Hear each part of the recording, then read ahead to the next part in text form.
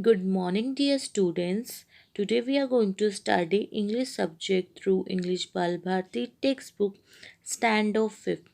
Our chapter name is The Triantiwontigongolope from Unit 2. Dear student, this is a beautiful poem, but before I start this poem to explain, I would like to give a short introduction related to this poem. The humorous poem The Triantiwontigongolope, written by C.J. Dennis tickles the reader's funny bones and the archer's laughter. The main characteristics of this poem is a very funny insect with a very funny name. The poet describes its physical appreciations, eating habit, and other activities. At the end of the poem, the poet surprises us by concluding that the insect is imaginary and does not exist. Let's move to our poem, dear student. Chapter number 9, The Triantiwontigongolope. That's a very funny insect that you do not often spy. Spy means see, or you can say catch sight of.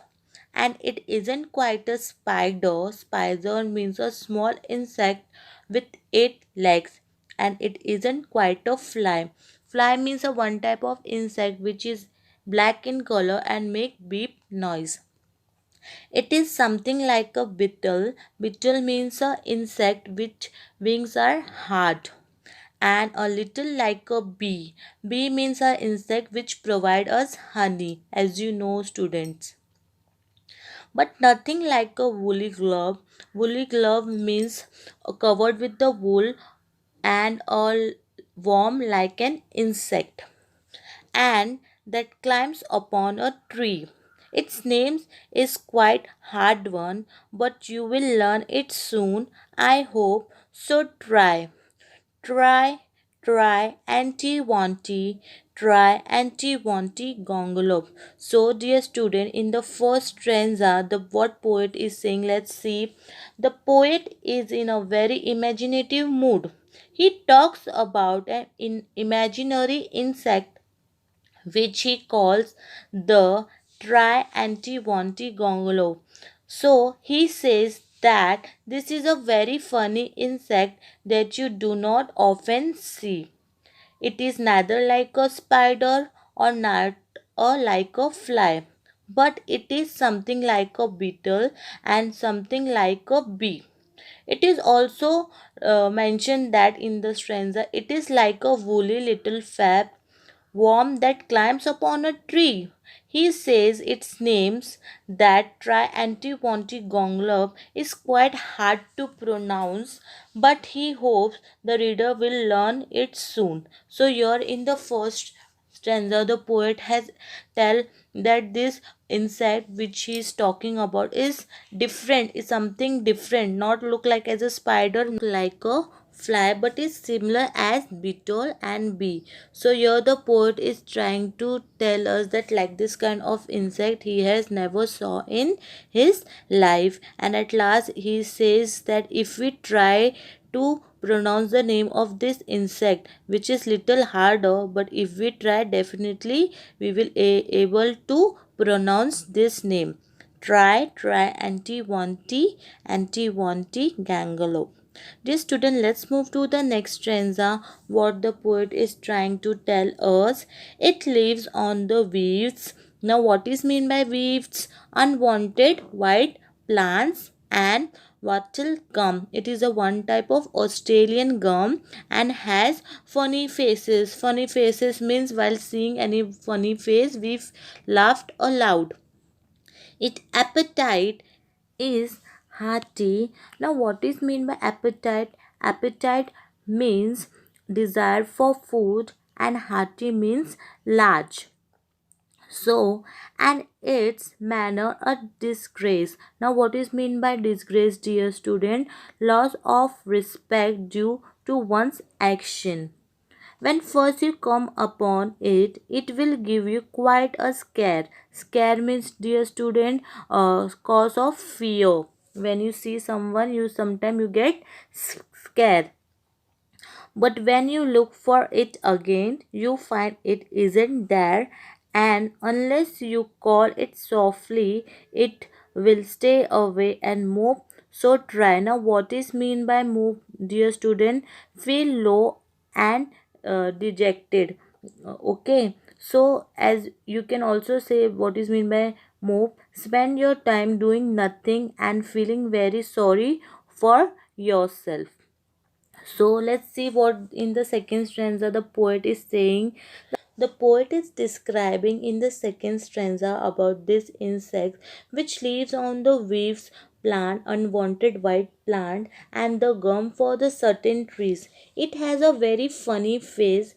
Its appetite is large. The desire of the food is very large, and its manner are quite disgraceful, which we can say that lots of respect due to one action. He gives one quite scare. If you see once, you will get scared, but another time you will not feel very scared.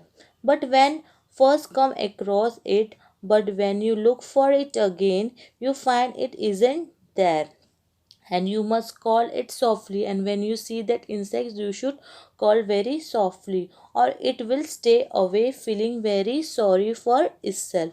Now here the poet once again asks us to try and pronounce this insect name, which is Triantiwontigongolope. Dear student, let's move to the third stanza and see what the poet is trying to tell us. It trembles. Trembles means to shake due to excitement or fertility. If you trickle, trickle means light touch by someone which evokes laughter. It or tread upon its toes. Now what is mean by tread? Walk in a specific manner. It is not an earlier riser, but it has a snubbish nose. Now, dear student, what is meant by snubbish? Somewhat short and turn up at the end. It is talking about somebody nose which is short, fat, and turn up at the end. If you sneer, now what is meant by sneer? Sneer means unpleasant look or smile at it. Or scold, scold means to rebuke it will scuttle for its shame. Now what is meant by scuttle? Scuttle means to run hurriedly, and shame means, for example, something we feel like shy or we feel like shame. If anything we have done and we feel shame, for example, in class you get less marks, so you feel shame that I have got less mark. But it purrs and purrs quite a proudly. Now what is mean by purrs? Purrs means sound that cat makes. Proudly means of you are feeling proud that you have done such thing.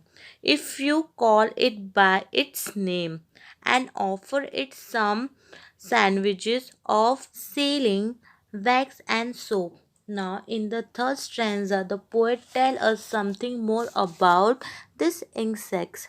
It trembles if you tickle it up, step upon its toes. It is not an earlier riser. It has fat nose, as I have snubbish nose, turn up at the end. If you give it unpleasant look or scold, it will run away. If you continuously you will stare to that insect, it will run away hurriedly. So it will feel shame with quickly short step, but it pulls quite proudly if you call it by its name and offer it some sandwiches or sealing with wax and soap. So here once again the poet has describing about the insect which is having short nose, and if you offer the sandwiches and you give a quiet look, so it will get afraid. But if you again call him taking by the name softly, it will come again to you. And once again the poet is telling us to pronounce the name of this insect, which is try anti wanty gongolope. Let's move to the last stanza, dear student. What the poet is trying to tell us?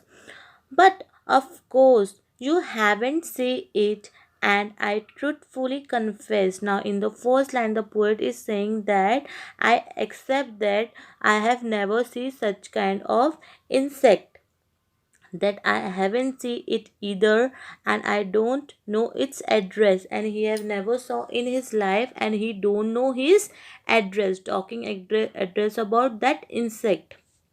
For there isn't such an insect, though there really might have been. If the trees and the grass were purple and the sky was bottle green, it's just a little joke of mine which you will forgive, I hope. Oh, try,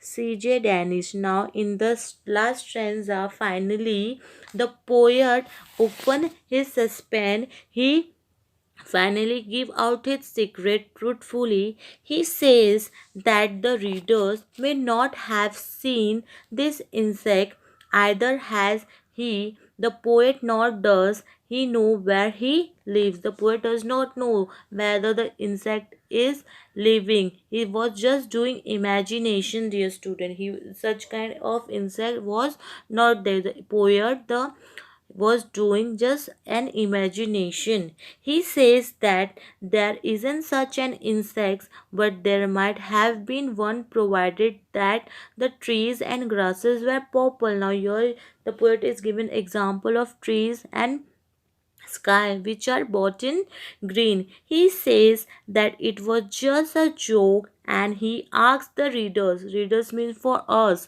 He says that, but at the end, once again, he asks us to read and pronounce the name of this insect, which is try, Triantiwontigongolope, written by C.J. Danish. So, in the last, the poet has opened his suspense, and he was saying that he was just doing an imagination. In his life, he has never saw such kind of insect. Just for this joke, he is saying sorry to us, that we all forgave him for his joke. Dear student, hope you all understood this beautiful funny poem. Thank you.